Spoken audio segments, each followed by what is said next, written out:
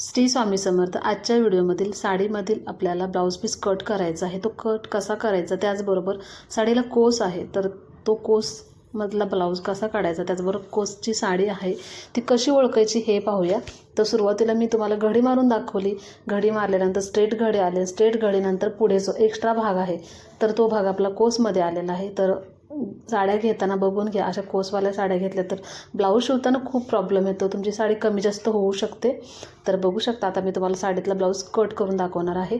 साडी मी बघू शकता पसरलेली आहे, ब्लाऊज पीस पसरलेला आहे। तर तुमच्या लक्षात येते एक खालच्या साईडला जास्त आहे, एका साईडला कमी आहे। ही जी मी बघू शकता पकडलेली जी लाईन दिसते ना, ही जी पहिलीच म्हणजे आपल्या साडीची पहिलीच घडी आहे। तर घडीवरती अशी लाईन आलेली आहे, बघू शकता। जी काही लाईन आली आहे ना, ही लाईन पकडून धरायची। ही लाईन ताणली तर व्यवस्थित स्ट्रेट आली ना तर आपला ब्लाऊज पीस स्ट्रेट येणार। आणि वाकडी तिकडी म्हणजे तिरकस प्रकार असतो ना, तो जर तिरकस प्रकार पकडला तर आपली साडी पूर्ण तिरकस होते आणि ब्लाऊज पीससुद्धा तिरकसमध्ये कट होतं।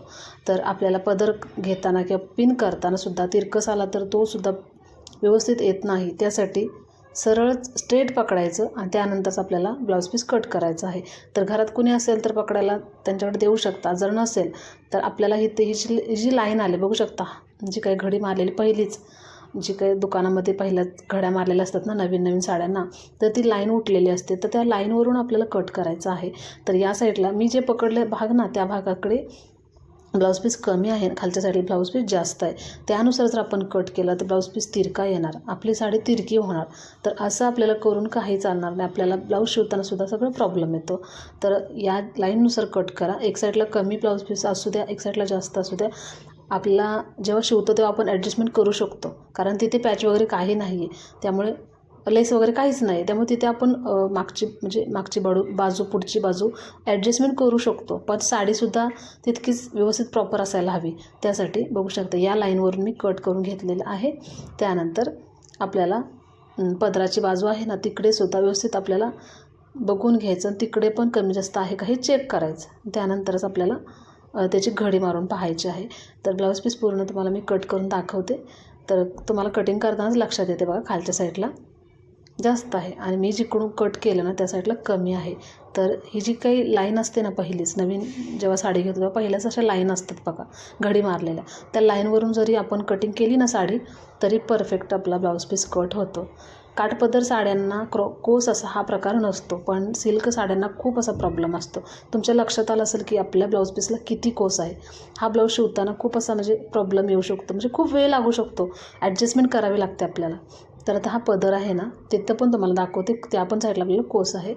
तर बघू शकता हा जो काही काटकोनमध्ये भाग आलेला आहे ना, तर तेवढा भाग मी कट करून टाकणार आणि त्यानंतर त्याला पिको फॉल करायचा आहे आपल्याला। तर नवीन शिकणाऱ्यांसाठी ही टिप्स कशी वाटली त्याने कमेंट करून नक्की सांगा।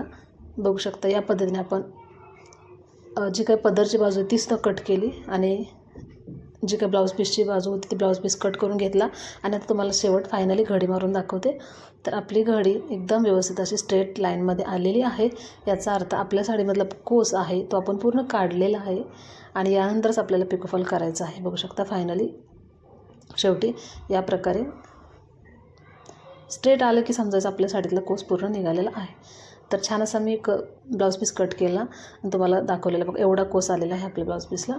तर नवीन शिकणाऱ्यांसाठी ही टिप्स खूप महत्त्वाची आहे। तर हा व्हिडिओ जास्तीत जास्त शेअर करा, आवडला तर एक लाईक करा। धन्यवाद।